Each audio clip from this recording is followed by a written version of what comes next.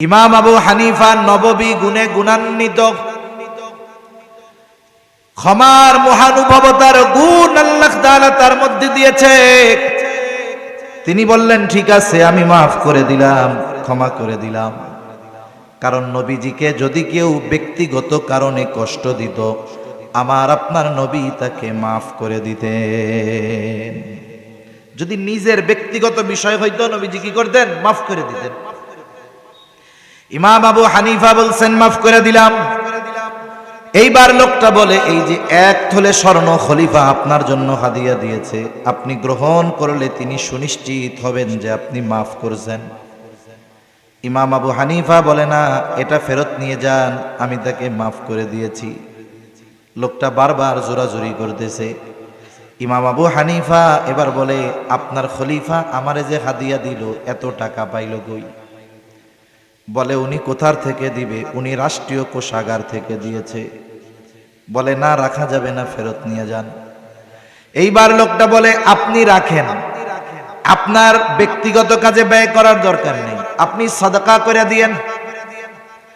ইমাম আবু হানিফা বলতেছে, তোমার থেকে আমি এটা রাখবার পর নিজের জন্য ব্যয় করলাম নাকি মানুষকে দিয়ে দিলাম, এটা বিষয় নয়, বরং তোমার খলিফা জানবে ইমাম আবু হানিফা রাষ্ট্রীয় কোষাগার থেকে দেওয়া আমার হাদিয়া গ্রহণ করেছে।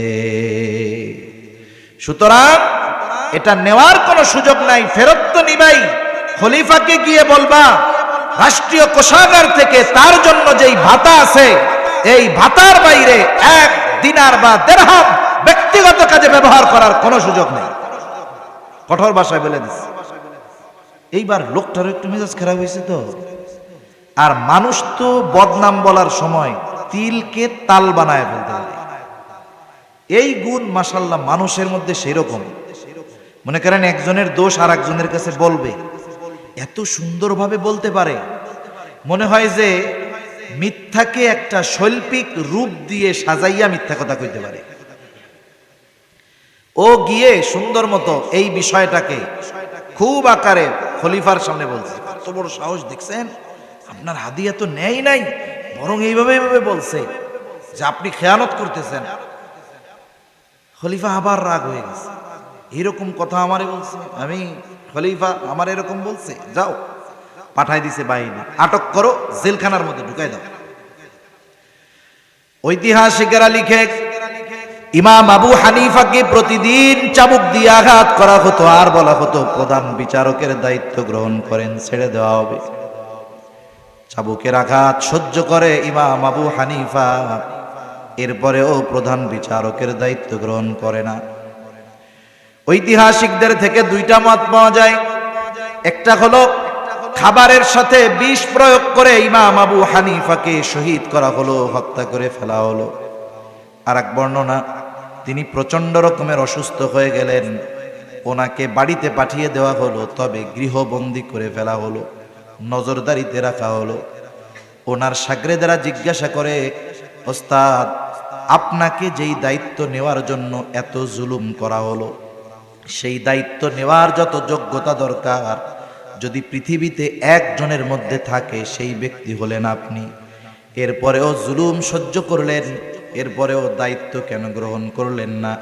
ইমাম আবু হানিফা বলেন, আমি যেই দায়িত্ব নিব না সেটার ব্যাপারে আল্লাহ আমাকে জিজ্ঞাসা করবে না, কিন্তু বিচারকের দায়িত্ব গ্রহণ করবার পর আমার যদি এই দায়িত্বের কোনো ত্রুটি বিচ্যুতি হয়ে যাইতো, খেয়ানত হয়ে যাইতো, কিয়ামতের দিন আল্লাহ তাআলার সামনে আমাকে খেয়ানতের বোঝা নিয়ে দাঁড়ানো লাগতো। এরকম একটি মোবারকময় মজলিসে আসার, বসার, দিনী কথা বলবার, শ্রবণ করবার তৌফিক দান করলেন।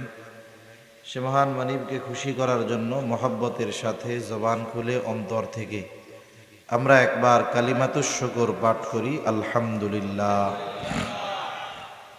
অগণিত দুরুদ ও সালাম সৈয়দুল আম্বিয়া, আশরাফুল আম্বিয়া, খাতামুল আম্বিয়া, ইমামুল মুরসালিন, রহমাতুল্লিল আলামিন মুহাম্মদুর রাসূলুল্লাহ সাল্লাল্লাহু আলাইহি ওয়াসাল্লামের উপর। যে আয়াতখানা আপনাদের খেদমতে তিলাওয়াত করা হয়েছে, উক্ত আয়াতের মধ্যে আল্লাহ সুবহানাহু ওয়া তাআলা আমাদেরকে দুইটি বিষয়ের নির্দেশ দিয়েছেন। কয়টা বিষয়? দুইটা বিষয়। মূল কথা হলো নির্দেশ দুটো আমানতদার হওয়ার নির্দেশ এবং ন্যায়পরায়ণতার নির্দেশ। এই আয়াতের শানে নুজুলের দিকে আমি যাব না, কিন্তু মুফাসসিরিনে কেরাম বলেন যেই ঘটনাকেই কেন্দ্র করে এই আয়াত নাজিল হোক না কেন, মুহাদ্দিসিনে কেরাম বলেন এখানে সব ধরনের আমানতি উদ্দেশ্য। সাথে সাথে আল্লাহ তাআলা ইনসাফ তথা ন্যায়পরায়ণতার কথা বলেছেন। যে জাতির মধ্যে এই দুইটা জিনিস আছে, আমানতদারিতা, ন্যায়পরায়ণতা, সেই জাতি বড় সৌভাগ্যবান জাতি। যেই সমাজের মধ্যে আমানতদারিতা, ন্যায়পরায়ণতা আছে, সেই সমাজের মানুষ সৌভাগ্যবান মানুষ। তার মানে বোঝা গেল এই দুটো জিনিস খুবই গুরুত্বপূর্ণ ব্যক্তিগত জীবনে, পারিবারিক জীবনে, রাষ্ট্রীয় জীবনে, সব জায়গায়। এই যে সম্প্রতি সময় ছাত্র জনতা মিলে জালেমের বিরুদ্ধে জীবন দিয়ে দিল, কেন?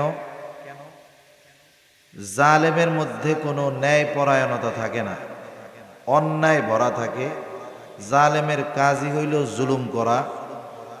এই জালেমের জুলুম থেকে বাঁচার জন্য বা জালেমের জুলুমে বাধ্য হয়ে মানুষ জীবন দিতে পিছপা হয় নাই। কিন্তু মানুষ যদি ন্যায় বিচার পাইত, শাসক যদি তার ক্ষমতাকে গনিমত না মনে কইরা নেয়ামত মনে করে আমানতদারিতার সাথে এই দায়িত্ব পালন করত, বলেন তো তাহলে মানুষের জীবন দেওয়ার কোনো দরকার হইত? তার মানে শুধু ব্যক্তিগত জীবন না, রাষ্ট্রীয় জীবনে এই দুইটা জিনিস যদি শাসকদের মধ্যে না থাকে, যেই শাসকের মধ্যে আমানতদারিতা, ন্যায়পরায়ণতা নাই, ওই দেশের মানুষও বড় মুসিবত আর বিপদে থাকে, ঠিক কিনা? এখন কথা হলো, আমরা এক মাহফিলের মাধ্যমে আগামীর শাসক যিনি হবেন, কে হবে আল্লাহ জানে, বা যিনি শাসক আছেন তাকে এই দুই গুণে গুণান্বিত পরিপূর্ণভাবে করা, এটা একটা মাহফিলের দ্বারা সম্ভব না। এই কারণে আশা বাদ দেওয়াও যাবে না। প্রথম বিষয়টা হলো, আমরা চাই আমানতদার, ন্যায়পরায়ণ শাসক। সর্বপ্রথম আমি যেটা চাই ওই গুণটা আমার আপনার মধ্যে পরিপূর্ণভাবে আনতে হবে। আমি যদি পরিবর্তন না হই, তাহলে আমি যেমনটা চাই তেমনটা আমি পাব না। সেজন্য পরিবর্তনের শুরু হবে আমাদের নিজেদের থেকে। আমাদের মধ্যে যদি আমানতদারিতার কমতি থাকে, আমাদের মধ্যে যদি ন্যায়পরায়ণতার কমতি থাকে, সেই কমতিকে দূর করে পরিপূর্ণ আমানতদার এবং ন্যায়পরায়ণ আমাদের হতে হবে, ঠিক কিনা বলেন? যদি আমরা পরিবর্তন না হই, তাহলে আমাদের শাসক পরিবর্তন হবে না। তাহলে অবস্থা কি হবে? দেখা যাবে শাসকের চেহারায় শুধু চেহারার পরিবর্তন হয়েছে। দেখা যাবে আগে মহিলা ছিল, এখন পুরুষ আসছে। চেহারার পরিবর্তন হবে, কিন্তু শাসকের চরিত্রের পরিবর্তন হবে না। দেখা যাবে আগের জনের চরিত্র যেমন ছিল, পরে যে আসছে তার চরিত্র ওই রকম, ঠিক কিনা বলেন? এজন্য আমাদেরকেও পরিবর্তন হওয়া দরকার। তা এই আয়াতের মধ্যে আল্লাহ তাআলা যেই দুইটা বিষয়ের কথা বলছেন, খুবই গুরুত্বপূর্ণ বিষয়। আল্লাহ সুবহানাহু ওয়া তাআলা বলেন, ইন্নাল্লাহা ইয়া'মুরুকুম আন তু'আদ্দুল আমানাতি ইলা আহলিহা। আল্লাহ তাআলা বলেন, নিশ্চয়ই আল্লাহ তোমাদেরকে আদেশ দিচ্ছেন, ইন্নাল্লাহা ইয়া'মুরুকুম আন তু'আদ্দুল আমানাতি ইলা আহলিহা, যে তোমরা আমানত তার হকদারের কাছে ফিরায়া দাও। দুই নম্বর আদেশ, আল্লাহ তাআলা বলেন, ওয়া ইযা হাকামতুম বাইনান নাসি আন তাহকুমু বিল আদল, তোমরা যখন মানুষের মধ্যে বিচার আচার করবা, ন্যায় বিচার করবা, তাহলে 1 নাম্বার আমানত হকদারের কাছে ফিরাইয়া দেওয়ার নির্দেশ আল্লাহ তাআলা দিলেন, তার মানে আমানতদার হওয়ার নির্দেশ দিলেন। 2 নাম্বার ন্যায়পরায়ণ হওয়ার নির্দেশ আল্লাহ তাআলা দিলেন। প্রথম বিষয় আমানত। আমানতদারিতা এটা হলো মুমিনের ভূষণ। কারণ একটা মানুষ যদি খেয়ানতকারী হয় তাহলে সে মুমিন হতে পারে না, আর যে মুমিন সে কখনো খেয়ানতকারী হতে পারে না। এই যে আমানতের খেয়ানত করা, এটা মুমিনের স্বভাব নয়, খাসলাত নয়, বরং আমানতের খেয়ানত করা এটা হলো মুনাফিকের খাসলাত। মুনাফিক জঘন্য এক জিনিস। যেই রোগের আলামত দেখা যায় ওই রোগের চিকিৎসা নেওয়া সহজ, কিন্তু যেই রোগের আলামত টের পাওয়া যায় না, দেখা মনে হয় সুস্থ, কিন্তু ভেতরে ক্যান্সার এসব খেয়া দিচ্ছে, কোনো আলামত নেই। একেবারে জীবনের শেষ সময় লাস্ট স্টেজে গিয়ে টের পাওয়া যায় লোকটা অসুস্থ হয়েছে, কিন্তু এর আগে 3 বছর ধরে ক্যান্সার ভিতরে খেয়ে দিচ্ছে। সে তো সুস্থ, ট্রিটমেন্ট করবে না, এটা তার জীবন নাশের কারণ হয়ে যেতে পারে। মুনাফিকের অবস্থাও এরকম। কারণ মুনাফিক সে তার কুফুরিকে গোপন রেখে ঈমানকে প্রকাশ করে। এই জন্য মুনাফিকের ব্যাপারে আল্লাহ তাআলা বলেন, ইন্নাল মুনাফিকিনা ফিদ দারকিল আসফালি মিনান নার ওয়া লান তাজিদা লাহুম নাসীরা। মুনাফিকের স্থান হবে জাহান্নামের একেবারে তলদেশে, তার জন্য কোনো সাহায্যকারী নেই। বাস্তবতা হলো মুনাফিকের যেই আলামতগুলো, এগুলো আমাদের অনেকের মধ্যে আছে, একটা নয়, অনেকের মধ্যে সবগুলো আছে। মুনাফিকের আলামতগুলোও আমাদের সকলের কম বেশি জানা আছে। এরপরেও আবার একটু আমরা স্মরণ করি, আলোচনা করি। মুনাফিকের 1 নাম্বার আলামত, নবীজি বলেন, ইদা হাদ্দাসা কাযাবা। মুনাফিক যখন কথা বলে মিথ্যা কথা বলে। ইদা ওয়াদা আখলাফা, ওয়াদা করলে ওয়াদা খেলাফ করে। ইদা তুমিনা খানা, আমানতের খেয়ানত করে। মুনাফিকের আরেকটা আলামত, ওয়া ইদা তাখাসামা ফাজারা। মুনাফিকের সাথে যদি কারো একটু ঝগড়া লাগে সে মন্দ বকাঝকা করে। এই যে 4টা আলামত, আপনাদের সমাজের অবস্থা জানি না, আমাদের সমাজে জানাশোনা অনেক মানুষ আছে, হাজী সাহেব নামাজ কালাম পড়ে, সব ঠিক আছে, আবার এই 4টা জিনিস তার মধ্যে পাওয়া যায়। আছে নাকি এরকম? আছে না? এই 4 আলামতই তার মধ্যে আছে। এখন আমাদের কারো মধ্যে যদি এগুলো থাকে, আমরা এগুলো বাইর করে ফেলব। ক্যান্সারের জীবাণু হয়তো জীবন ধ্বংস করবে, কিন্তু ঈমান ধ্বংস করবে না। আপনি যদি জানতে পারেন আপনার আঙ্গুলে ক্যান্সারের জীবাণু, ঘা থেকে ক্যান্সার বা যে কোনো কারণে ক্যান্সার হয়ে গেছে, চিটাগাংয়ের বড় ডাক্তার দেখিয়েছেন, ঢাকায় গেছেন, বাহিরেও গেছেন, ডাক্তার বলেছে আপনি যদি আপনার জীবন বাঁচাতে চান তাহলে আপনার আঙ্গুল 1 ইঞ্চি কেটে ফেলতে হবে। বলেন তো, জীবন বাঁচানোর জন্য আঙ্গুলের মায়া ত্যাগ করবেন কি করবেন না? নাকি বলবেন ডাক্তার মরে যাই তবে আঙ্গুল কাটা যাবে না? বলবেন? বরং বলবেন প্রয়োজন একটু বেশি কইরা কাটেন, যেন জীবাণু টিবাণু না থাকে। ঠিক না? ডাক্তার বলবে 1 ইঞ্চি, আপনি বলবেন যে পুরাটাই কেটে ফেলেন তো। কোন সময় আবার না জানি জীবাণু থাকে, বিপদে পড়ে যায়। আবার আঙ্গুলটা কাইটা ফালায়া দিবে, টাকা খরচ করবেন, ডাক্তারকে ধন্যবাদও দিবেন। জীবন বাঁচানোর জন্য যদি ডাক্তার বলে হাত কেটে ফেলতে হবে, আমি পিছপা হব না, হাত কেটে ফেলবো। আর এক হাতে ধরা পড়ছে, বলে কাটতে হবে নাইলে বাঁচবেন না। টাকা দিবেন, বলবেন দান, ফেলায়া দেন, হাত লাগবে না, বাইসা থাকলে হইছে। যদি পায়ে ইফেক্ট হয়, সমস্যা হয়, ডাক্তার বলে হাত 2টাও তো গেছে, এখন পা 2টা না কাটলে বাঁচবেন না, টাকা দিয়া ঠ্যাং 2টাও কাটাবেন। তাহলে বোঝা গেল ক্যান্সারের জীবাণু এটা অঙ্গহানির কারণ হতে পারে, জীবন ধ্বংসের কারণ হতে পারে, কিন্তু এটা ঈমান ধ্বংসের কারণ নয়। কিন্তু মুনাফিকের আলামতগুলো এমন ভাইরাস, এমন জীবাণু, এটা যদি আমাদের মধ্যে বিস্তার লাভ করতে পারে, ওটা ঈমানকে ধ্বংস করে দিতে পারে।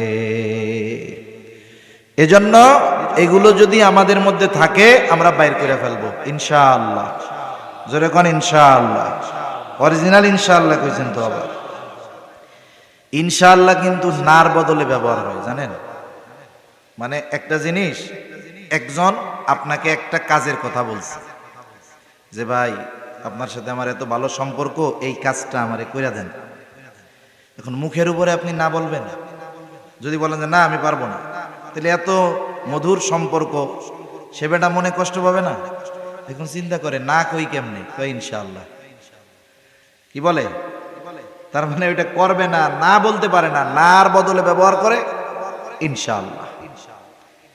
এই যে আমাদের যে পরিভাষাগুলো, ইসলামিক পরিভাষাগুলো, এগুলোর ব্যবহার যথাযথভাবে যথাস্থানে করার দরকার ছিল। তাবলীগের লোক আসছে, একজনকে তাশকিল করতেছে, ছাড়েই না, আর একজন পাশের থেকে কয় ইনশাআল্লাহ না কওয়া পর্যন্ত ছাড়বে না। এইবার তাশকিল করতেছে যে এক চিল্লায় চলো, তো বলে বাঁচার তো আর উপায় নাই, জামু তো নাই, ইনশাআল্লাহ জামু নাই, ঠিক আছে ছেড়ে দিচ্ছে। তাহলে আমরা এই শব্দকে যথাযথ স্থানে ব্যবহার না করলে শব্দের ওজন নষ্ট হয়ে যায়। এজন্য ইনশাআল্লাহ দৃঢ় প্রত্যয়ের সাথে বলতে হবে। আল্লাহর উপরে ছাইড়া দিলে হবে না, তো আমাদের চেষ্টা করতে হবে। তৌফিক দিবেন কে? আল্লাহ। তাহলে এই মুনাফিকের আলামত গুলার মধ্যে একটা আলামত হলো ইদা তুমিনা খানা, আমানতের খেয়ানত করা। অথচ আমানতদারিতা এমন একটা গুণ, এমন একটা বিষয়, এটা সাধারণ কোনো আমল নয়। কিছু আমল আছে করলে সওয়াব, না করলে গুনাহ নাই। আবার কিছু আমল আছে করলো না, এই কারণে তার শাস্তি হবে। কিন্তু আমানতদারিতার গুণ এমন এক গুণ, এটার মধ্যে যদি কারো ত্রুটি থেকে যায়, অপূর্ণতা থেকে যায়, তার ঈমানের মধ্যে ত্রুটি থেকে যায়। এজন্য রাসূলুল্লাহ সাল্লাল্লাহু আলাইহি ওয়াসাল্লাম বলেন, লা ঈমানা লিমান লা আমানাতা লাহ। যার মধ্যে আমানতদারিতা নাই, তার ঈমান নাই। এই জন্য আমানতদারিতা গুরুত্বপূর্ণ একটা গুণ, আমাদের প্রত্যেকের অর্জন করা দরকার। আমার আপনার নবী ছিলেন সর্বোচ্চ আমানতদার নবী। এই আমানতদারিতার গুণ উনি নবুয়াতির আগ পরে পেয়েছেন এমনটা নয়। আমানতদারিতার গুণ আমার আপনার নবী নবুয়াতির বহু আগে অর্জন করেছে। রাসূলুল্লাহ সাল্লাল্লাহু আলাইহি ওয়াসাল্লামের উপাধি কাফেররা দিয়েছিল আল আমিন, বিশ্বস্ত, আমানতদার, আস-সাদিক, সত্যবান। কেমন আমানতদার ছিলেন আমার আপনার নবী? অনেক অমুসলিম ঐতিহাসিকেরা আমার আপনার নবীকে নিয়ে সিরাত লিখেছে, নবীর জীবনী লিখছে। একজন ঐতিহাসিক, ইংরেজ ঐতিহাসিক, ইংরেজ শাসন আমলে বাংলাদেশে আসছে, মানে উপমহাদেশে সে আগমন করেছে। সে দেখতে পাইল উপমহাদেশে মুসলমানেরা তাদের আদর্শের উপরে অটল, বিশেষ করে উলামায়ে কেরাম আদর্শের উপরে অটল। অপর দিক দিয়ে অন্য ধর্মের যারা আছে, তারা ইংরেজদের তোষামদি করে বিভিন্ন এলাকার বড় বড় জায়গিরদার, জমিদার হয়ে যাইতেছে। এই জন্য উপমহাদেশের বিভিন্ন জায়গায় দেখবেন মুসলমান জমিদার কম, অন্য ধর্মের জমিদার বেশি। কোন ধর্মের বুঝছেন তো? এরা জমিদারি পাইছে কেমনে? ইংরেজদের তেল মাইরা। বিশ্বকবি কেমনে হইছে? পাম মাইরা আর তেল মাইরা।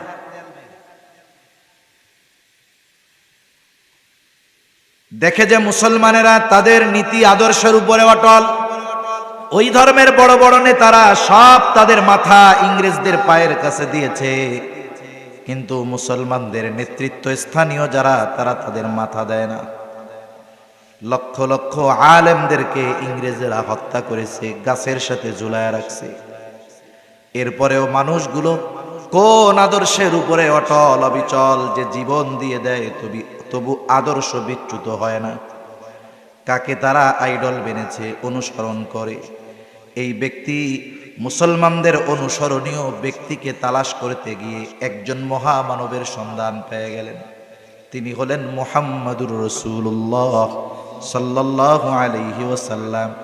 এইবার নবীর ব্যাপারে তিনি জানতে আগ্রহী হলেন, নিজে নবীর ব্যাপারে জানলেন এবং নিজে নবীর ব্যাপারে একটা সিরাতও লিখলেন। উনি একজন অমুসলিম, লিখছে নবীজির ব্যাপারে, নবীজির চারিত্রিক বিষয়গুলোর সৌন্দর্য উনি একটা একটা করে তুলে ধরছেন। উনি ওনার সিরাতের মধ্যে নবীজির আমানতদারিতার ব্যাপারে লিখতেছেন যে মুহাম্মদ সাল্লাল্লাহু আলাইহি ওয়াসাল্লাম মুসলমানদের নবী, তিনি আমানতদারিতার ব্যাপারে সর্বোচ্চ আমানতদার ছিলেন। মক্কার মানুষ যে তার ঘোর দুশমন, সেও নির্দ্বিধায় নিশ্চিন্তে তার সবচেয়ে দামি সম্পদটা মুহাম্মাদের কাছে আমানত রাখত। দুশমন নবীজির কাছে আমানত রাখতে দ্বিধাদ্বন্দ্বের মধ্যে পড়তো না যে আমি তার সাথে দুশ্মনী করতেছি, তার কাছে কি সম্পদ রাখা যাইব? এই পেরেশানি দুশ্মনও করত না, এই টেনশন দুশ্মনেরও ছিল না। চিন্তা করত আমি মুহাম্মাদের যত বিরোধিতা করি না কেন, মুহাম্মদ এই কারণে আমার সম্পদ দখল দিবে না, খেয়ে ফেলবে না, খেয়ানত করবে না। সুবহান। রাসূলুল্লাহ সাল্লাল্লাহু আলাইহি ওয়াসাল্লাম যখন মক্কা থেকে মদিনার উদ্দেশ্যে রওনা হবেন, হিজরত হবে, কিন্তু কবে আল্লাহ তাআলা জানান নাই। প্রস্তুত থাকার কথা বলেছেন, নবীজিও প্রস্তুত। ওই সময়ও কাফেরদের অনেক সম্পদ আমার আপনার নবীজির কাছে। কাফেররাও মোটামুটি টের পাইছে, মনে হয় মক্কা ছেড়ে চলে যাবে, তাইলে তো হাত ছাড়া হয়ে যাবে, কি করার দরকার। সব গোত্র মিলে পরামর্শ করলো মুহাম্মদকে আর দুনিয়ায় রাখা যাবে না। প্রত্যেকটা গোত্র থেকে এক একজনকে নির্বাচিত করা হলো, হত্যাকাণ্ড ঘটানো হবে। আল্লাহ তাআলা আমার আপনার নবীকে জানায় দিলেন আজকেই আপনার সফর শুরু হবে। কাফেররা নবীজির ঘর চতুর্দিক দিয়ে ঘিরে রাখছে। আমার আপনার নবী ঘরের মধ্যে চারদিকে নবীকে হত্যা করার জন্য লোকরা দণ্ডায়মান। নবীজিকে আল্লাহ জানায় দিছে। ওই রকম পরিস্থিতির কথা আমরা বলতেছি, শুনতেছি, বলাও সহজ, শোনাও সহজ।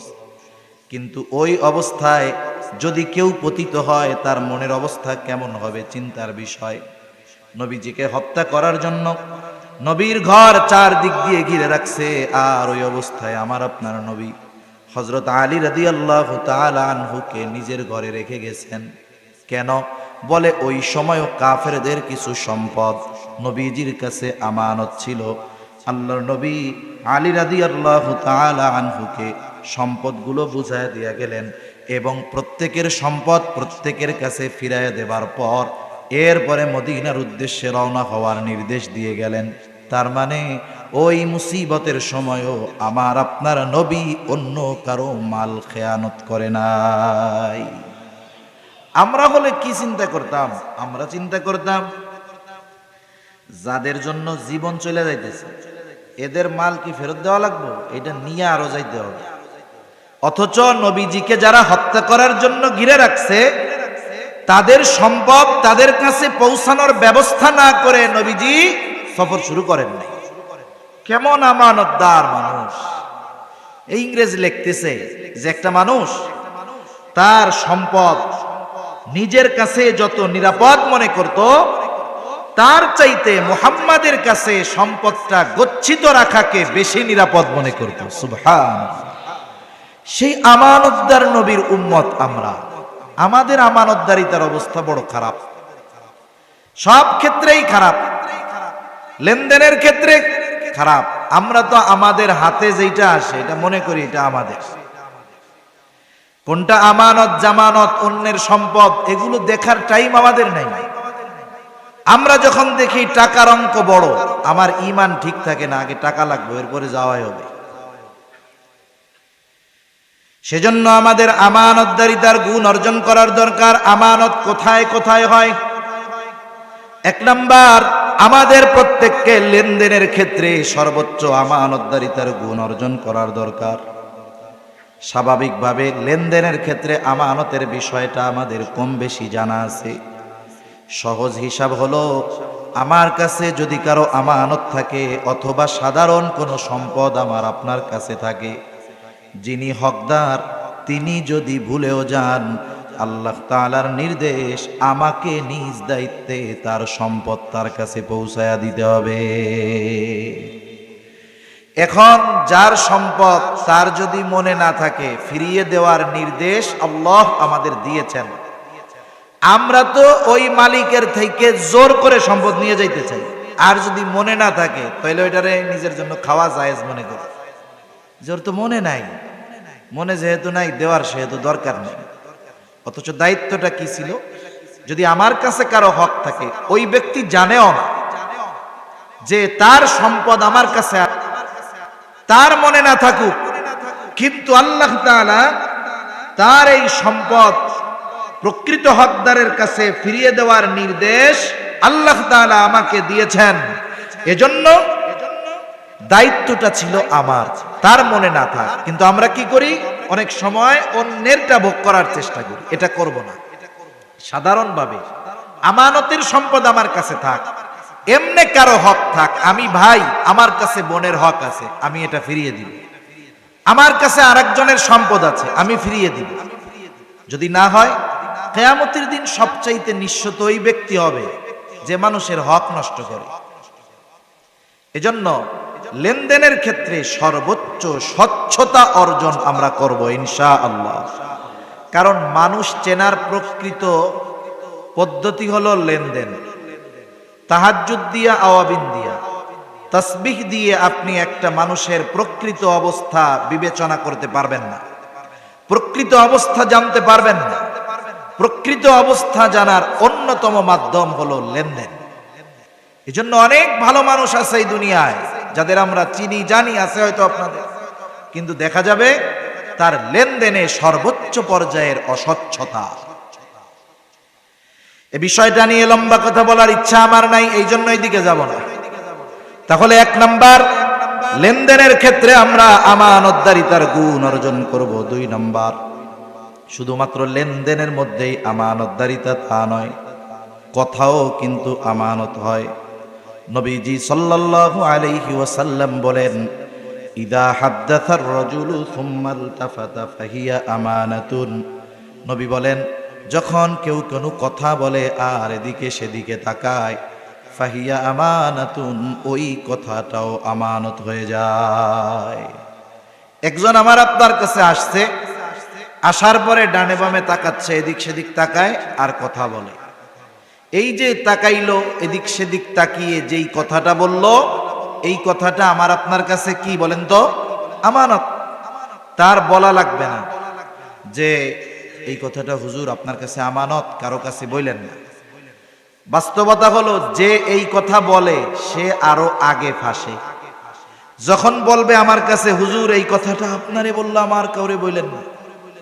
মানুষ পাথর খাইয়া, পারত খেয়ে হজম করে ফেলতে পারবে, কিন্তু কথা হজম করা কঠিন।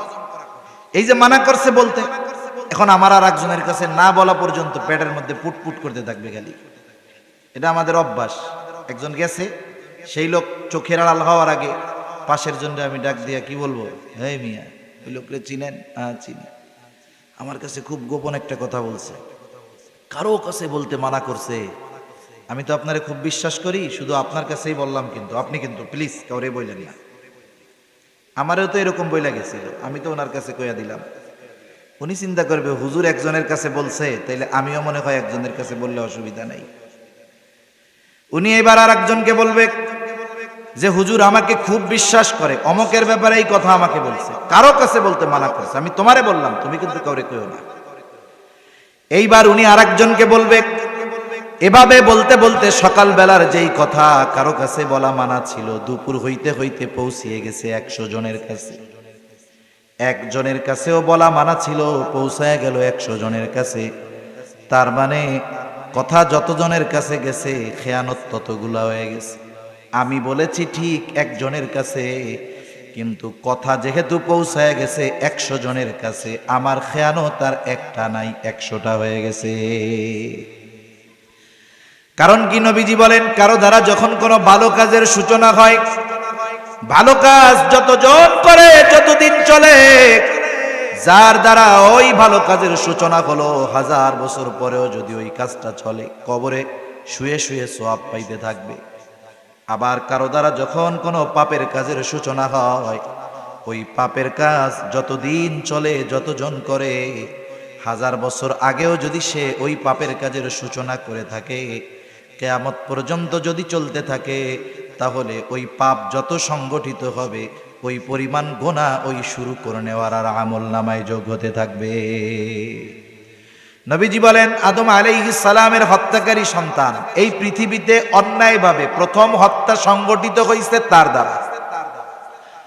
কিয়ামত পর্যন্ত অন্যায়ভাবে যত হত্যাকাণ্ড সংগঠিত হবে, সব হত্যাকাণ্ডের গুনাহ তার আমল নামায় যোগ হতে থাকবে। এই জন্য সাবধান, কথাও আমানত। আবার অনেক সময় অনেকে আমাকে আপনাকে বিশ্বাস করে মনটা হালকা করার জন্য অনেক গোপনীয় কথা আমার আপনার কাছে বলে, কিন্তু এই গোপন কথাটাকে আমরা অনেক সময় অস্ত্র হিসাবে ব্যবহার করি। সম্পর্ক ভালো কারো কাছে বলি না, এক সময় দেখা যায় তার সাথে সম্পর্ক খারাপ হয়ে গেছে, এইবার কথাকে অস্ত্র বানায় বলি, বেশি কথা বললে কিন্তু মানুষের কাছে কইয়া দিমু। বলে না এরকম? আমার আপনার নবী শত্রুর আমানতের খেয়ানত করছে? বন্ধু হোক, শত্রু হোক, সম্পদ হোক আর কথা হোক, কোনো অবস্থায় খেয়ানত করা যাবে না। আবার একজনের দোষ ত্রুটি আপনার আমার জানা আছে, এটা গোপন করতে হবে। পার্সোনাল দোষ ত্রুটি থাকতে পারে, এটা গোপন করতে হবে। এমন কিছু বিষয় তার হতে পারে যেটা মানুষ জানলে সে লজ্জা পাবে, রাস্তায় বের হইতে পারবে না। এরকম পার্সোনাল বিষয়গুলো গোপন রাখা দরকার। মনে করেন একজন দুঃখে আছে, তার বউ তারে পিটায়, কথার কথা আর কি। এখন সে এই দুঃখের কথা কি সবার কাছে বলা যায়? সে আপনাকে বা আমাকে বিশ্বাস করে এসে বলছে, ভাই হুজুর কি করবো কোন, কি দুঃখের কথা, আপনারা তো ঘরের অবস্থা টের পান না, বিল্ডিং এসি লাগানো, আওয়াজ তো বেরোয় না, আমারে পিটাই ধরিয়া।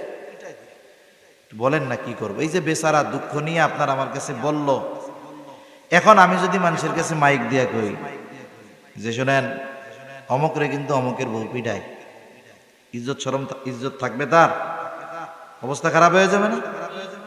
এই যে আমি তার সম্মান যদি নষ্ট করি এইভাবে, নবীজি বলেন আর এক মুমিনের সম্মান নষ্ট করলাম, দোষ ত্রুটি মানুষের কাছে বলে বেড়াইলাম, আমি যদি অন্দরমহলেও বৈশা থাকি, ওই জায়গায় আল্লাহ আমারে বেইজ্জতি করে ছাড়বে।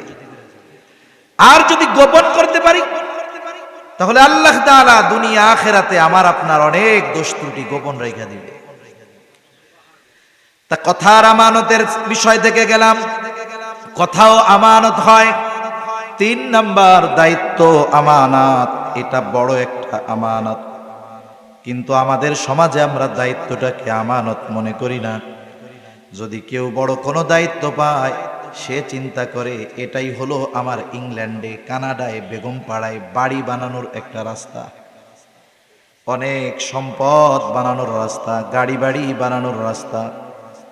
এই জন্য এই জামানায় মানুষ দায়িত্ব নেওয়ার জন্য প্রতিযোগিতা করে, কিন্তু এমন এক জামানা গিয়েছে মানুষদেরকে পিটিয়ে দায়িত্ব দেওয়া যায় না। জীবন দিছে তবু দায়িত্ব নিতে চায় না। আমাদের কলিজার টুকরো ইমাম আজম আবু হানিফা রহমাতুল্লাহি আলাইহি, খলিফা মনসুরের সাথে দেখা হয়ে গেছে রাস্তায়। খলিফা মনসুর ইমাম আবু হানিফাকে বলতেছে, ইমাম, প্রধান বিচারকের আসনটা খালি, ওই দায়িত্ব আপনি গ্রহণ করেন। প্রস্তাব দেওয়া হলো।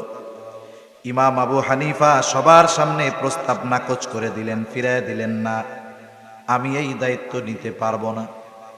খলিফা প্রস্তাব দিয়েছে, অথচ প্রধান বিচারপতির দায়িত্ব নেওয়ার আশায় কত মানুষ, আর খলিফা প্রস্তাব দিল সেটা ফিরাইয়া দিল। খলিফার ইগোতে লাগছে, আমারটা ফিরাইয়া দিল কথা।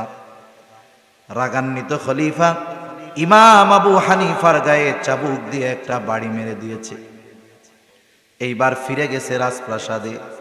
খলিফা মনসুরের চাচা বলে, মনসুর, কাজটা তুমি ভালো করো নাই।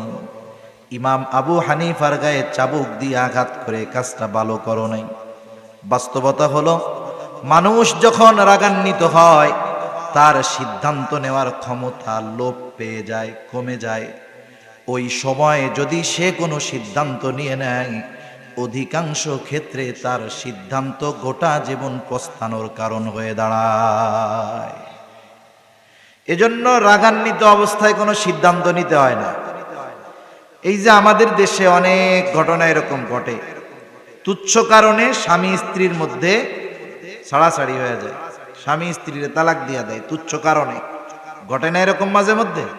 ছোট্ট ঘটনা নিয়ে ঘটতেছে, ছোট বিষয় নিয়ে আস্তে আস্তে বড় হয়, ঝগড়া হয়, এক সময় স্বামী তালাক দিয়ে দেয়। কিন্তু তালাক যখন দিয়ে দিল, এইবার শয়তানের মিশন তো একটা শেষ। শয়তানের মিশন একটা, এতক্ষণ ছিল রাগ বানানোর মিশন।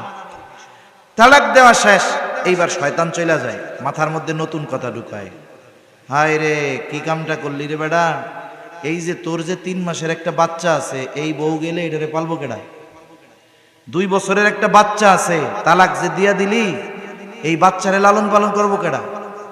এইবার সর্বোচ্চ মোহাব্বত দিলের মধ্যে ঢালে শয়তান, যে তুই এর ছাড়া বাঁচতে পারবি না, পোলাপান বাঁচবো না। এবার দৌড়ায় চলে যায় মাদ্রাসায়, গিয়া বলে, হুজুর এই কাম তো করে ফেলছি। কেন করছেন? রাগের মাথায় করছি হুজুর, রাগে। তাহলে কেউ কি খুশি হইয়া তালাক দেয় নাকি? তালাক তো রাগ হইয়াই দেয়। কিন্তু আমাদেরও কিছু সমস্যা আছে। স্বামী স্ত্রীর মধ্যে অনেক জায়গায় আছে প্রকাশ্যে ঝগড়া লাগে, গ্রামে লাগে না এরকম? লাগে। তখন আমরা কি করি? আমরা গেলে দর্শক হই, দর্শক। বল খেলা দেখার মতো, বলের দিকে তাকায় থাকে শুধু, কোন সময় মারবে আর গোল হবে। গোল যেই হয়, যেই পক্ষ গোল দেয়, ওই পক্ষের 80 বছরের বৃদ্ধ মানুষটাও লাফ দিয়া 3 হাত উঠা বলে গোল, বলে না এরকম? গোল। তা স্বামী স্ত্রীর মধ্যে ঝগড়া হচ্ছে, আস্তে আস্তে কঠিন অবস্থার দিকে যাচ্ছে। এই সময় আমরা কি করব? যদি আমরা জানি, তাহলে উচিত হলো মহিলাকে মহিলারা দূরে সরায় নিয়ে যাবে, পুরুষকে পুরুষ দূরে সরায় নিয়ে যাবে। দুইজন যখন আর সামনাসামনি থাকবে না, একজন আর একজনের যখন দেখবে না, এমনি রাগ একটু কমবে। কিন্তু মানুষ কি করে? তাকায় থাকে কোন সময় গোল হবে, মানে তালাকটা কোন সময় দেয়। যেই দিব সেই আরে চাচা করছেনটা কি, এখন তো আর চাচি আপনার নাই। সেজন্য ঝগড়া যখন আমরা দেখব, আমাদের উচিত কি? এটাকে সমাধানের ব্যবস্থা নেওয়া, মজা না নেওয়া। সেজন্য রাগের মাথায় কোনো সিদ্ধান্ত নিলে অধিকাংশ ক্ষেত্রে ভুল হয়। হাদিসের নির্দেশনা, যদি রাগ হয় কি করতে হবে? দাঁড়া থাকলে বসে পড়তে হবে। বসে আছেন, শুয়ে পড়েন, আস্তে করে অজুখানায় চলে যান, বাথরুমে চলে যান, অজু করেন, রাগ কমে যাবে। নামাজে দাঁড়ায় যান, রাগ কমে যাবে। সেই জন্য রাগান্বিত অবস্থায় সিদ্ধান্ত নিলে পরবর্তীতে এর জন্য লজ্জিত হতে হয়। খলিফা মনসুরের এখন রাগ নাই, চিন্তা করতেছে আসলে কাজটা তো ভুল হয়ে গেছে। এখন খলিফা মনসুর মাফ চাইতে যাবে, তার লজ্জা লাগতেছে, কেমন করে গিয়া মাফ চাই। খলিফা মনসুর চিন্তা করলো, আমার সবচাইতে বিশ্বস্ত মানুষটাকে মাফ চাওয়ার জন্য পাঠায় দিব, প্রতিনিধি বানায়া। এইবার তার বিশ্বস্ত মানুষকে বলতেছে, যাও আমার পক্ষ থেকে ইমাম আবু হানিফার কাছে ক্ষমা চাও, বলবা খলিফা তার কাজের কারণে লজ্জিত, মাফ চেয়েছে, মাফ করে দেন। সাথে সাথে 1 থলে স্বর্ণ মুদ্রা দিয়ে দিছে। খলিফা বলে, ইমাম আবু হানিফাকে বলবা খলিফার পক্ষ থেকে এই হাদিয়া আপনাকে দেওয়া হয়েছে, আপনি যদি এই হাদিয়া গ্রহণ করেন তাহলে খলিফা সুনিশ্চিত হবে যে আপনি তাকে মাফ করে দিয়েছেন। লোকটা ইমাম আবু হানিফার কাছে গেছে, গিয়া বলতেছে, এই মাফ, ক্ষমা চাইছে, মাফ করে দেন। ইমাম আবু হানিফা নববী গুণে গুণান্বিত, ক্ষমার মহানুভবতার গুণ আল্লাহ তাআলা তার মধ্যে দিয়েছে। তিনি বললেন, ঠিক আছে, আমি মাফ করে দিলাম, ক্ষমা করে দিলাম। কারণ নবীজিকে যদি কেউ ব্যক্তিগত কারণে কষ্ট দিত, আমার আপনার নবী তাকে মাফ করে দিতেন। যদি নিজের ব্যক্তিগত বিষয় হইতো নবীজি কি করতেন? মাফ করে দিতেন। ইমাম আবু হানিফা বলছেন মাফ করে দিলাম। এইবার লোকটা বলে, এই যে এক থলে স্বর্ণ খলিফা আপনার জন্য হাদিয়া দিয়েছে, আপনি গ্রহণ করলে তিনি সুনিশ্চিত হবেন যে আপনি মাফ করেছেন। ইমাম আবু হানিফা বলে, না, এটা ফেরত নিয়ে যান, আমি তাকে মাফ করে দিয়েছি। লোকটা বারবার জোরাজুরি করতেছে। ইমাম আবু হানিফা এবার বলে, আপনার খলিফা আমারে যে হাদিয়া দিল এত টাকা পাইল কই? বলে, উনি কোথার থেকে দিবে? উনি রাষ্ট্রীয় কোষাগার থেকে দিয়েছে। বলে, না, রাখা যাবে না, ফেরত নিয়ে যান। এইবার লোকটা বলে, আপনি রাখেন, আপনার ব্যক্তিগত কাজে ব্যয় করার দরকার নেই, আপনি সাদাকা করে দিয়েন। ইমাম আবু হানিফা বলতেছে, তোমার থেকে আমি এটা রাখবার পর নিজের জন্য ব্যয় করলাম নাকি মানুষকে দিয়ে দিলাম এটা বিষয় নয়, বরং তোমার খলিফা জানবে ইমাম আবু হানিফা রাষ্ট্রীয় কোষাগার থেকে দেওয়া আমার হাদিয়া গ্রহণ করেছে। সুতরাং এটা নেওয়ার কোনো সুযোগ নাই, ফেরত তো নিবাই। খলিফাকে গিয়ে বলবা রাষ্ট্রীয় কোষাগার থেকে তার জন্য যেই ভাতা আছে এই ভাতার বাইরে এক দিনার বা দিরহাম ব্যক্তিগত কাজে ব্যবহার করার কোনো সুযোগ নেই। কঠোর ভাষায় বলে দিস। এইবার লোকটার একটু মেজাজ খারাপ হয়েছে তো। আর মানুষ তো বদনাম বলার সময় তিলকে তাল বানায় ফেলতে পারে, এই গুণ মাশাআল্লাহ মানুষের মধ্যে সেরকম। মনে করেন একজনের দোষ আর একজনের কাছে বলবে, এত সুন্দরভাবে বলতে পারে, মনে হয় যে মিথ্যাকে একটা শৈল্পিক রূপ দিয়ে সাজাইয়া মিথ্যা কথা কইতে পারে। ও গিয়ে সুন্দর মতো এই বিষয়টাকে খুব আকারে খলিফার সামনে বলছে, কত বড় সাহস দেখছেন, আপনার হাদিয়া তো নেই নাই, বরং এইভাবে বলছে যে আপনি খেয়ানত করতেছেন। খলিফা আবার রাগ হয়ে গেছে, এরকম কথা আমারে বলছে, আমি খলিফা আমার এরকম বলছে, যাও, পাঠাই দিছে বাহিনী, আটক করো, জেলখানার মধ্যে ঢুকাই দাও।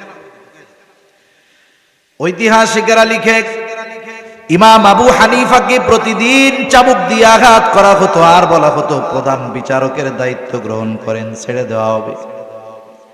চাবুকের আঘাত সহ্য করে ইমাম আবু হানিফা, এরপরেও প্রধান বিচারকের দায়িত্ব গ্রহণ করে না।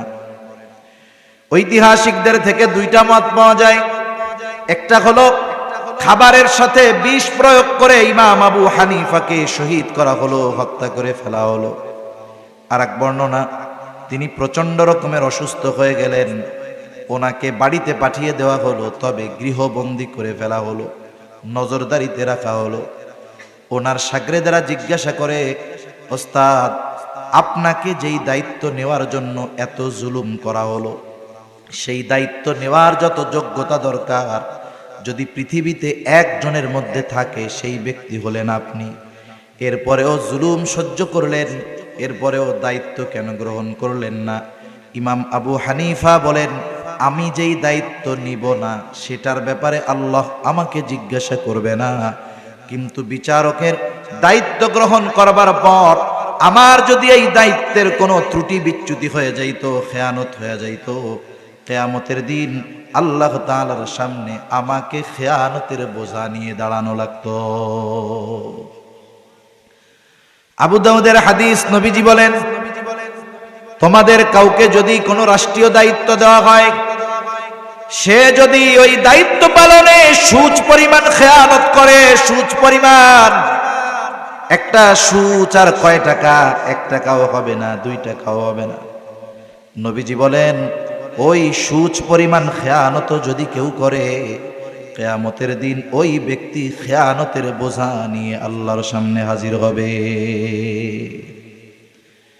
এজন্য চিন্তা করার দরকার, একটা ব্যক্তির দায়িত্ব যত বড়, দায়িত্বের অবস্থানের কারণে খেয়ানতটা তত বড় হয়ে যায়। পদের কারণে খেয়ানত বড় হয়ে যায়, জিনিস এক, কিন্তু দায়িত্বের কারণে ক্ষতিটা বড় হয়। যদি মেম্বার খেয়ানত করে, তার খেয়ানতের এরিয়া হলো তার ওয়ার্ড, ঠিক কিনা বলেন? ওয়ার্ডের মেম্বার, সে চুরি করলে তো এই ওয়ার্ডেরই গম চুরি করতে পারবে, আরেকজনের ওয়ার্ডেরটা পারবে না। চেয়ারম্যান পারবে তার ইউনিয়নের।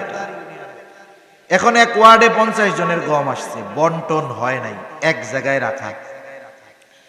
এখন মেম্বার যদি একটা গম চুরি করে, বন্টন তো হয় নাই, বলেন তো কয়জনের সাথে খেয়ানত হবে?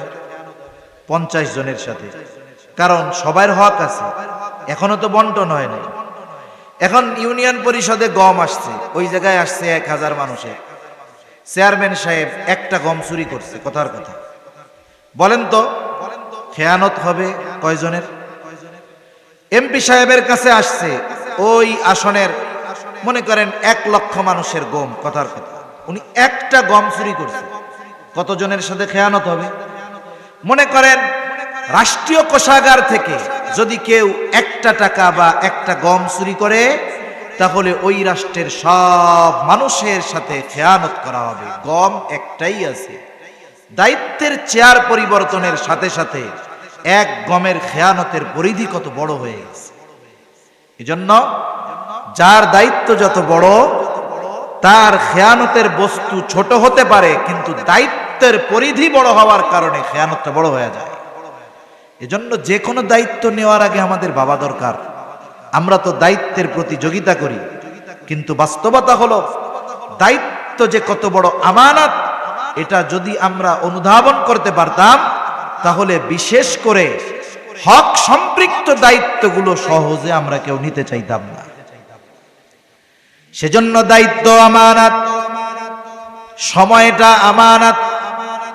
আমি আপনি এক জায়গায় কাজ করি, চাকরি করি, চুক্তিবদ্ধ আছি, 8 ঘন্টা ডিউটি করতে হবে। এই 8 ঘন্টা সময়, এটা কিন্তু ওই ব্যক্তির আমার না, এটা আমার কাছে আমানত। আমি যদি তার অনুমতি ব্যতীত এই সময়গুলো নিজের কাজে ব্যবহার করি, তাহলে সময়ের খেয়ানত হয়ে যাবে।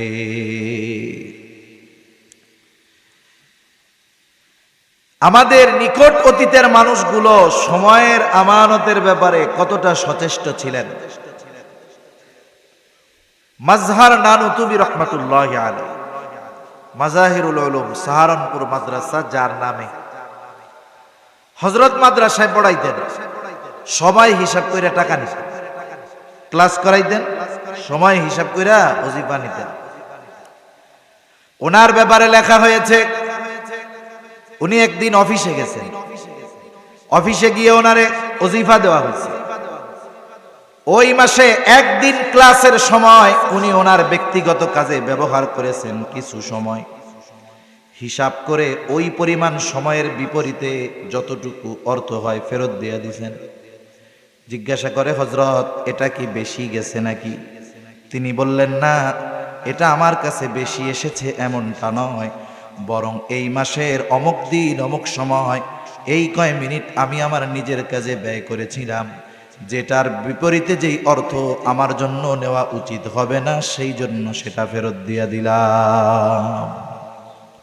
নিকট অতীতের মানুষ, এই বিষয়গুলো আমাদের কাছে কল্পনার মতো মনে হয়।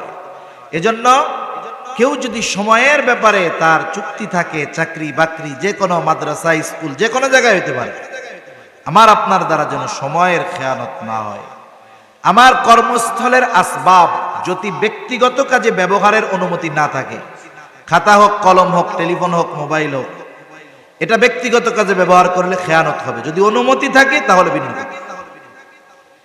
অফিসের আসবাব আমানত, সম্পদ আমানত, আমার জান আমানত, মাল আমানত, সন্তান আমানত, অঙ্গ প্রত্যঙ্গ আমানত। এগুলোর খেয়ানত হয় গুনাহ করার মাধ্যমে। আল্লাহ তাআলা বলেন, ইয়ালামু খাইনাতাল আ'য়ুনি ওয়া মা তুখফিস সুদূর। চোখের কি খেয়ানত আমরা করি, আল্লাহ তাআলা সেটা জানেন। অন্তরের কি খেয়ানত করি, আল্লাহ তাআলা তাও জানেন। সুবহানাল্লাহ। তাহলে অঙ্গ প্রত্যঙ্গ দিয়ে যদি গুনাহ করি, তাহলে অঙ্গ প্রত্যঙ্গের খেয়ানত হয়। সাথে সাথে শরীয়তের সকল বিধিবিধান আমানত। আল্লাহ তাআলা কোরআনুল কারীমের মধ্যে বলেন, ইন্না আরাদনাল আমানাতা আলাস সামাওয়াতি ওয়াল আরদি ওয়াল জিবাল ফাআবাইনা আন ইয়াহমিলনাহা ওয়া আশফাকনা মিনহা ওয়া হামালাহাল ইনসান। আল্লাহ তাআলা বলেন, আমি এই আমানত আসমানের কাছে, জমিনের কাছে, পাহাড়ের কাছে পেশ করলাম। তারা এটা বহন করলো না। তারা প্রচন্ড ভীত সন্ত্রস্ত হয়ে গেল, প্রচন্ড ভয়ে বিনয়ে তারা হয়ে গেল, ভীত সন্ত্রস্ত হয়ে গেল। ওয়া হামালাহাল ইনসান, মানুষ এই আমানত বহন করলো। কি সেই আমানত? মুফাসসিরিনে কেরাম বলেন সেই আমানত হলো কোরআন, কেউ বলেন শরীয়তের বিধিবিধান, একই কথা। এই জন্য আল্লাহ তাআলার পক্ষ থেকে ইসলামে যত বিধি নিষেধ আছে, সকল করণীয় বর্জনীয় বিষয়গুলো আমাদের কাছে আমানত। করণীয় বিষয় আমানত, বর্জনীয় বিষয় আমানত। করণীয় বিষয়টা কেমন?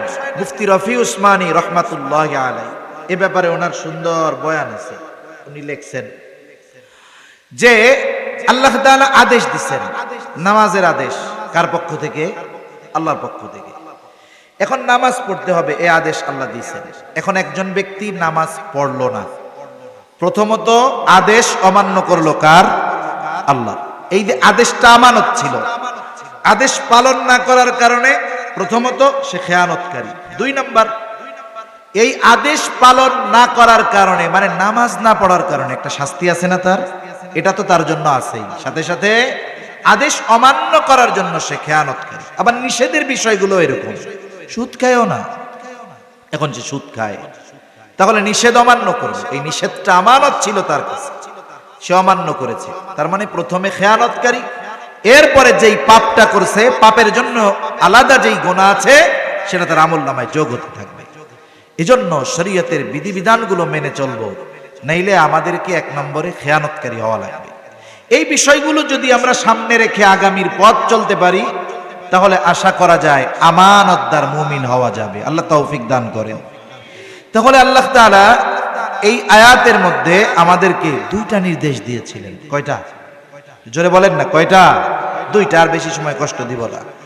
দ্বিতীয় আদেশ আল্লাহ তাআলা বলেন, ওয়া ইযা হাকামতুম বাইনান নাসি আন তাহকুমু বিল আদল, মানুষের মধ্যে যখন বিচার আচার করবা, ন্যায় বিচার করবা। আমরা শুধু চিন্তা করি যে সুপ্রিম কোর্টের যিনি বিচারক উনি শুধু বিচার করবে, উনি তো বিচারক। জজ কোর্টের বিচারক উনি বিচার করবে, না না। 2 ভাইয়ের মধ্যে দ্বন্দ্ব লাগছে, আপনাকে তারা মানছে যে আপনি আমাদের বিষয়টা ফয়সালা করে দেন। এখন আপনি তাদের মধ্যে বিচারক না। দেখা গেল এই 2 জনের একজন আপনার বন্ধু, আপনি কইলেন বন্ধু চিন্তা করিস না, আমি তো আছি। এরকম আল্লাহর বান্দা আছে না সমাজে? আমার তো মনে হয় বিগত দীর্ঘকাল ব্যাপী ন্যায় বিচার কি এদেশের মানুষ চোখে দেখে নাই। বরং এমনও হয়েছে, জুলুম করা হয়েছে। জুলুম কেমন? মা মেয়েকে ধর্ষণ করা হয়েছে, মাথা নেড়া করে দেওয়া হয়েছে।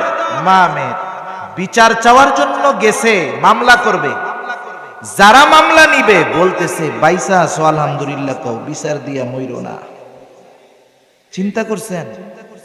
আবার একজনকে কোর্টে তোলা হয়েছে।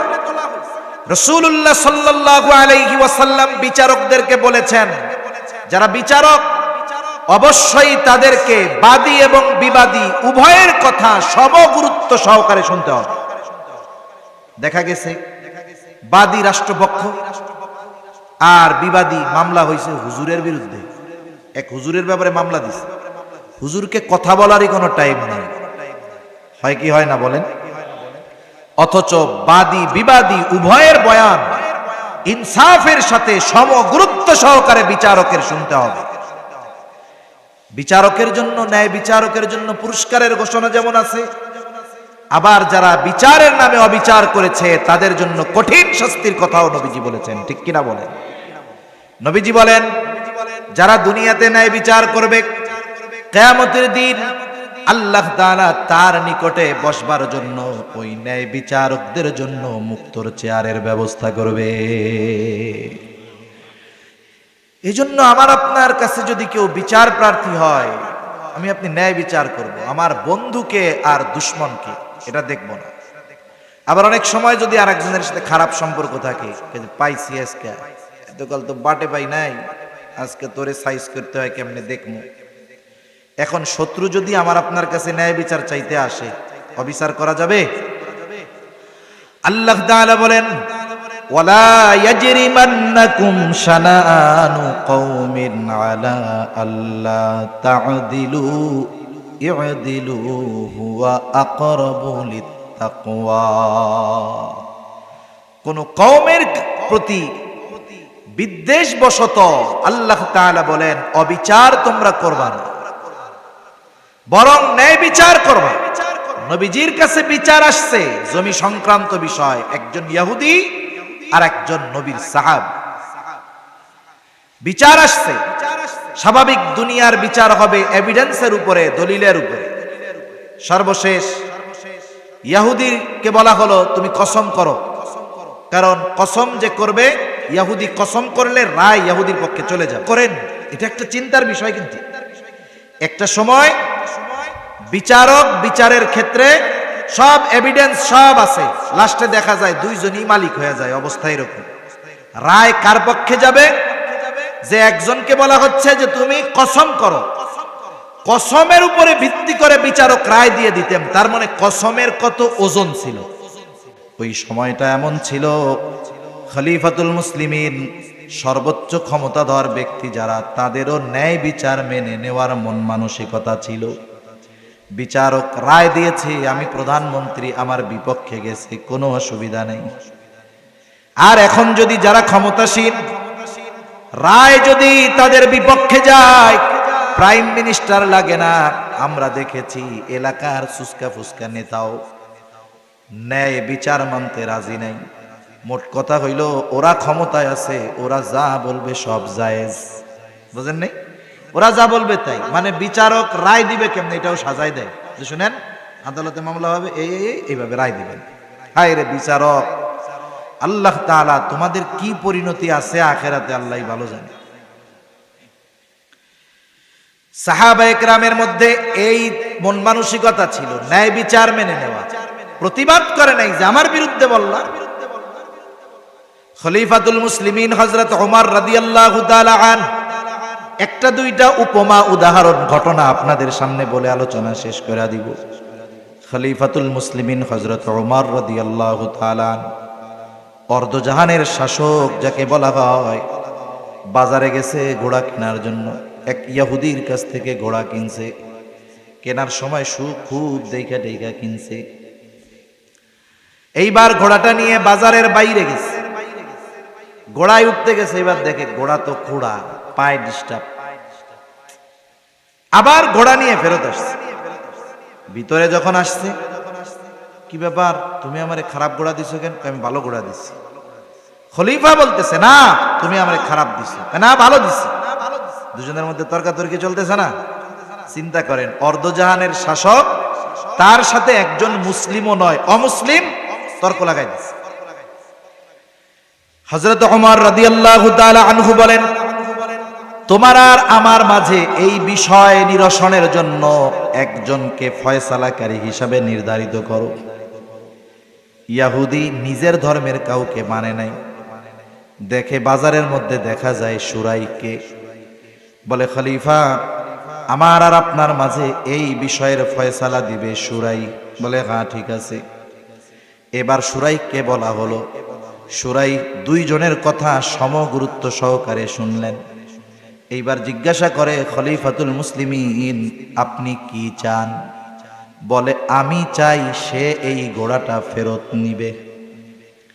সুরাই এবার জিজ্ঞাসা করে, আপনি যখন তার সাথে ঘোড়া কেনা বেচার কথা বলতেছিলেন, ওই কেনা বেচার মজলিস চলতেছিল, আলোচনা চলতেছিল।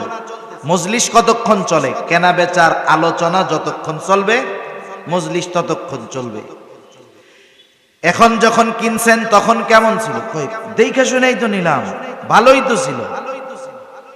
তারপরে বাহিরে নিয়ে গেছি, ওই জায়গায় খারাপ পাইছে।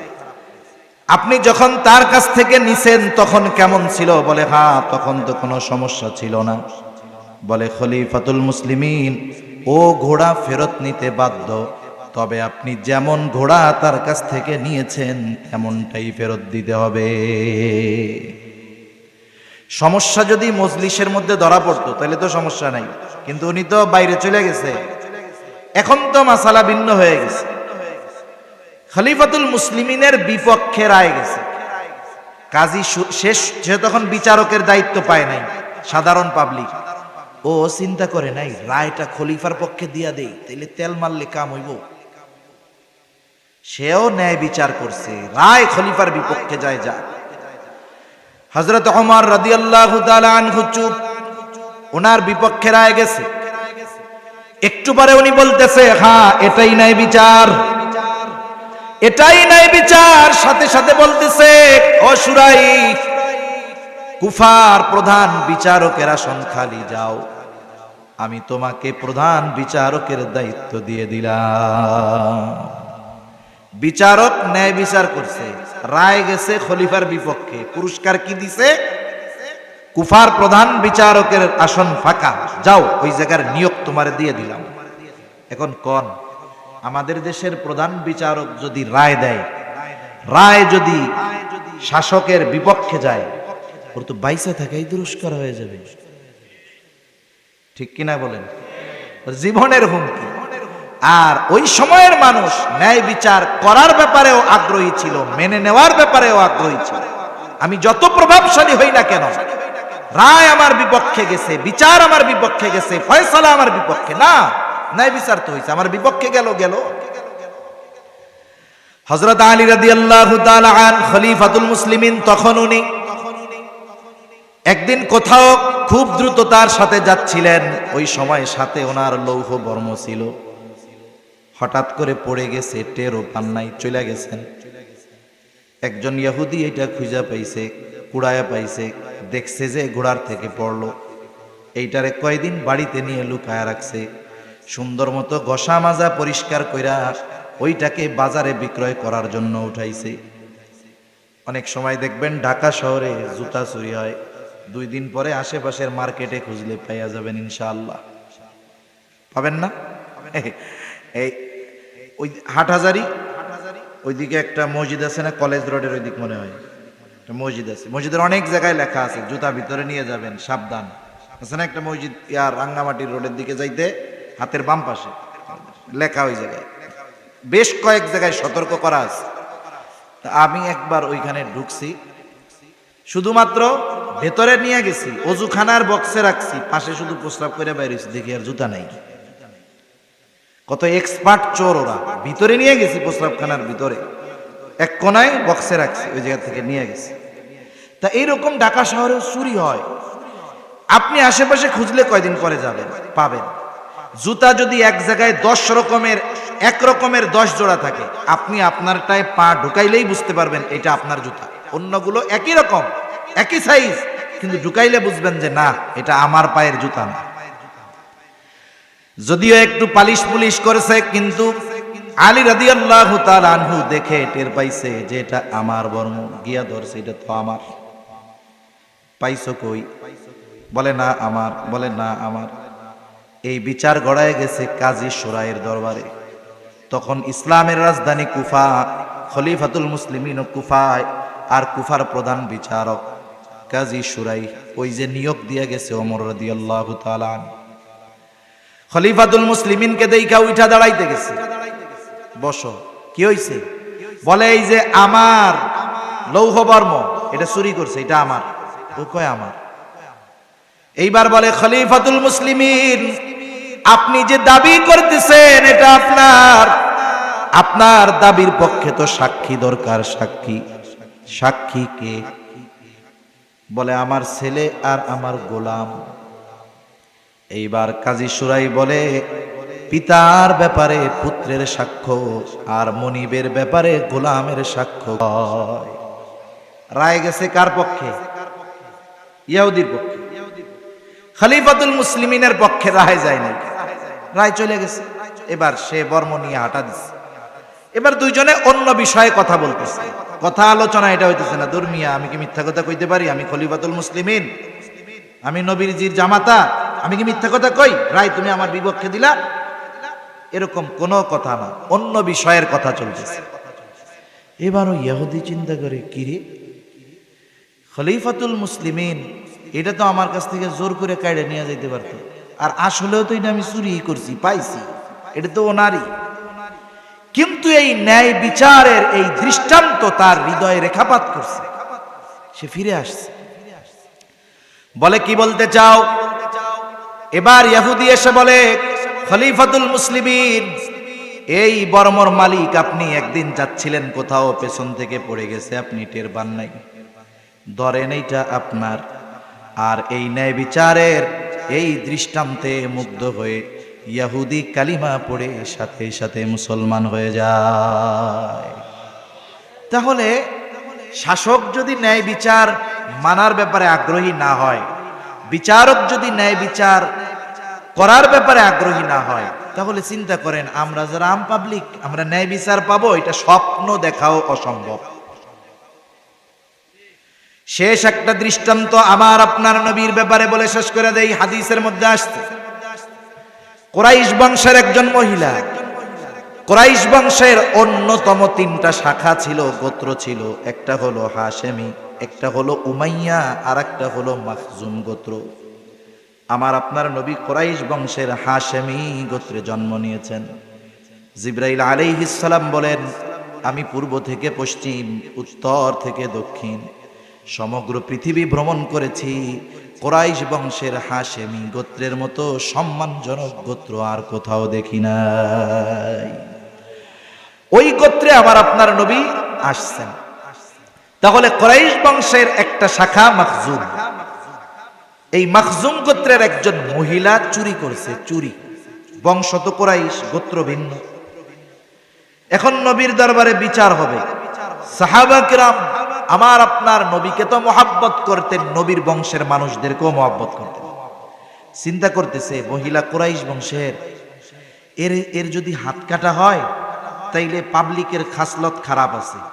মনে করেন এক বংশের একজন একটা অন্যায় করছে, এই অন্যায়ের দায়ভার তার উপরে, কিন্তু আমরা কি করি, ওই ব্যক্তির গোটা বংশ গোত্র নিয়ে তুলে ধরি, যে অমুক বংশ, ও এটা তো চোরের বংশ। এরকম বলে না আপনাদের এদিকে? ব্যক্তির অপরাধ, এটা ব্যক্তির সাথে সম্পৃক্ত, কেন আপনি সবার উপরে এটাকে দিবেন? এটা তো অপবাদ হয়ে যেতে পারে। ইসলাম থাকলে তো দৌড়া দিয়ে সাইজ করে দেওয়া হয়। এখন সাহাবায়ে কেরাম নবীজির মুহাব্বতে, নবী বংশের মুহাব্বতে চিন্তা করতেছেন এই মহিলার জন্য শাস্তিটা একটু কমায় টমায় দেওয়া যায় কিনা। নবীজি হয়তো জানে না যে এই মহিলা কুরাইশ বংশের মহিলা, একটু জানানোর দরকার। কারে দিয়া জানানো যায়? ওসামা রাদিয়াল্লাহু তাআলা আন, তার কাছে বলা হলো, তোমার নানাকে গিয়ে বলো, নানা, যেই মহিলার হাত কাটা হবে সেই মহিলা কুরাইশ বংশের মহিলা। যা শিখায়া দিছে, নবীজির কাছে গিয়ে বলতেছে, নানা, যেই মহিলার হাত কাটা হবে সে কিন্তু কুরাইশ বংশের মহিলা। এটা কি ওসামার নিজের কথা না কারো শিখিয়ে দেওয়া কথা? নবীজির বুঝতে বাকি নাই, কারণ সে নিজের থেকে কথা বলতে পারবে না, নিশ্চয়ই তাকে তারা শিখিয়ে দিয়েছে। এবার নবীজি আসলেন, নবীজি এসে বলেন, তোমরা কি ওই বিষয়ে সুপারিশ করতেছ যেই বিষয়ের শাস্তি কার্যকর করার নির্দেশ আল্লাহ তাআলা দিয়েছেন? এইবার নবীজি খুতবা দিলেন। খুতবার মধ্যে নবীজি বলেন, তোমাদের পূর্বে বহুত সম্প্রদায়কে আল্লাহ তাআলা এই কারণে ধ্বংস করে দিয়েছেন যে যখন কোনো সম্ভ্রান্ত ব্যক্তি, শরীফ ব্যক্তিকে চুরির অপরাধে আটক করা হতো, ওই যে উনি হলো এলিট শ্রেণীর মানুষ, উনি হইল সালমান এফ রহমান, উনি হইল অমক, এই জন্য কি ওনারে শাস্তি দেওয়া যায় নাকি? এরকম হয়েছে না? চুরি করছে মিলিয়ন মিলিয়ন ডলার, কিন্তু অনেক এলিট শ্রেণীর লোক, বসুন্ধরা গ্রুপের মালিক, উনি একজনের মাইরাই ফেলছে, ওনারে কি শাস্তি দেওয়া যায়? উনি এই যে উচ্চ বংশীয়, অনেক টাকা পয়সার মালিক। অতীতের জামানায় নবীজি বলেন, এই রকম সম্ভ্রান্ত লোক যখন চুরির অপরাধে আটক হতো তাকে ছেড়ে দেওয়া হতো। আবার একই অপরাধে যখন কোনো দুর্বলকে আটক করা হতো তার উপরে শাস্তি কার্যকর করা হতো। এই যে অবিচার, এই কারণে নবীজি বলেন তোমাদের পূর্বে বহু সম্প্রদায়কে আল্লাহ ধ্বংস করে দিয়েছে। আমার আপনার নবী তখন বলেন ওয়াইমুল্লাহ, আল্লাহর শপথ, লাউ আন্না ফাতিমা বিনতু মুহাম্মদ সাল্লাল্লাহু আলাইহি ওয়াসাল্লাম সারাকাত লাকাতাতু ইয়াদাহা। নবীজি বলেন আল্লাহর শপথ, মুহাম্মাদের কন্যা ফাতেমাও যদি চুরি করত, লাকাতাতু ইয়াদাহা, অবশ্যই আমি তার হাতটা কেটে দিতাম। বিচারের ক্ষেত্রে কোনো স্বজন প্রীতি নাই, অথচ এই ন্যায় বিচার এটা আমাদের জন্য আকাশ কুসুম কল্পনার মতো। এখন বলেন তো, আপনারা যারা সবচেয়ে মুরব্বী আছেন, আপনার হায়াত যত বছর, রাষ্ট্রীয় একেবারে সর্বোচ্চ স্থান থেকে রাষ্ট্রের সর্বনিম্ন স্থান পর্যন্ত ইনসাফ, ন্যায় বিচার আর আমানতদারিতা ছিল? কথা বলে না ছিল? এখনো নাই, ভবিষ্যতেও হয়তো আসবে কিনা জানি না। কিন্তু এই দুইটা গুণ আমাদের ব্যক্তিগতভাবে অর্জন করতে হবে, বলেন ইনশাআল্লাহ। আমরা পরিবর্তন, রাষ্ট্র পরিবর্তন করার ক্ষমতা আমাদের এখনো নাই, ব্যক্তিগতভাবে আমার আপনার নাই, কিন্তু নিজের পরিবর্তনের ক্ষমতা আল্লাহ তাআলা দিয়েছেন। এজন্য এই পরিবর্তনের ধারা আমাদের থেকে শুরু হবে। আমরা নিজেদেরকে ইসলামী অনুশাসনে সুসজ্জিত করব, তাহলে একটা সময় কি হবে? একটা সময় হয়তো আল্লাহ তাআলা যদি চান, ইসলামী আইন, ইসলামের আলোকে, কোরআন সুন্নাহর আলোকে রাষ্ট্র পরিচালিত হবে। ওই সময় আমানতদারিতা, ইনসাফের সুবাতাস বইবে, ঠিক কিনা বলেন? এই গুণগুলো যদি সবার মধ্যে চলে আসে, তখন দেখবেন গভীর রাতে একা চলবেন, অনিরাপদ মনে হবে না। এখন তো মানুষের মধ্যে চলতেও নিজেকে অনিরাপদ মনে হয়। আমরাই ছোটবেলা দেখেছি যে মানুষ গরম লাগছে, কারেন্ট ছিল না, উঠানে ফাঁকা জায়গায় মশারি টানায় ঘুমায়া থাকছে। এখন বিল্ডিং এর মধ্যে থাই গ্লাস আছে, বড় গ্রিলের রড দিয়ে শক্তপোক্ত জানালা আছে, এরপরেও রাতে জানালা খুলে শুইতে ভয় লাগে। কেন? ন্যায় বিচার নাই, আমানতদারিতা নাই। এগুলো না থাকার কারণে আমরা নিজেরাই নিজেদেরকে অনিরাপদ মনে করি। সেজন্য উচিত এই পরিবর্তনের ধারা নিজেদের থেকে হওয়া। আল্লাহ তাআলা আমাদের প্রত্যেককে পরিপূর্ণ আমানতদার ও ন্যায়পরায়ণ হওয়ার তৌফিক দান করেন। এরপরে আল্লাহ তাআলা এই দুই নির্দেশ দিয়া নিজের ওয়াজের প্রশংসা নিজে করতেছেন।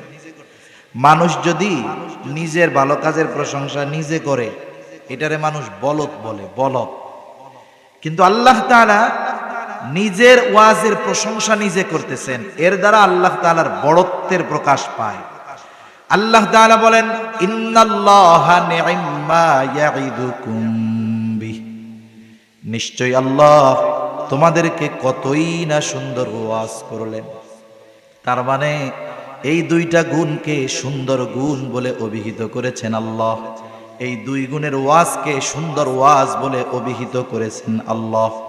আল্লাহ তাআলার কথাগুলো আমি মূলত আপনাদের শোনায় গেলাম। আমি এখান থেকে চলে যাওয়ার পর এই কথাগুলোর উপরে আপনারা আমল করেন কি করেন না আমার দেখার কোনো সুযোগ নাই। আবার কেউ যদি কোনো আলোচনা সমালোচনা করেন, আমার শ্রবণ করবারও কোনো সুযোগ নেই।